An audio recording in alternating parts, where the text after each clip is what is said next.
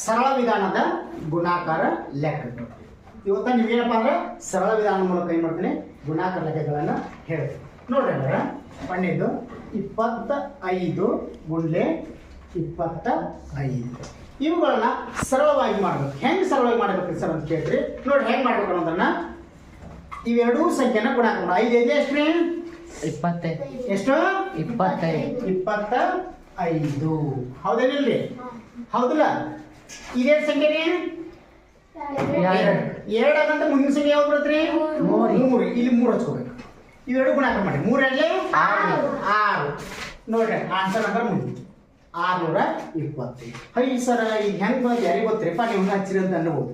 ಆದ್ರೆ ನೀವು ಮಾಡುವಂತ ರೆಗ್ಯುಲರ್ ಮೆಥಡ್ ಅಂತ ಮಾಡಿ ನೋಡಿ. 25 ಗುಂಡ್ಲೆ 25 5 ಐದು ಎಷ್ಟ್ರಿ 25ಕ್ಕೆ 5 ಕೈಲ ಬಂತು 2 5 ಎರಡ್ಲೆ 10 1 2 ಕೊಡ್ಸಿರ 12 ಪ್ಲಸ್ 2 ಐದ್ಲೆ 10 ಕೈಲ ಬಂತು 1 2 ಎರಡ್ಲೆ 4 1 5 ಕುಡಿಸ್ರಿ 5ಕ್ಕೆ 5 2ಕ್ಕೆ 2 5 1 6 ಇದು 625 ಬರ್ತಾ.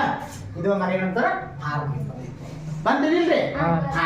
ಹಾಗಾದ್ರೆ ಇದ್ರ ರೂಲ್ ಏನಪ್ಪ ಅಂತಂದ್ರ ಎರಡೂ ಸಂಖ್ಯೆಗಳು ಸೇಮ್ ಇರಬೇಕು. ಇದು 25 ಇತ್ತು, ಇದು 25 ಇರಬೇಕು.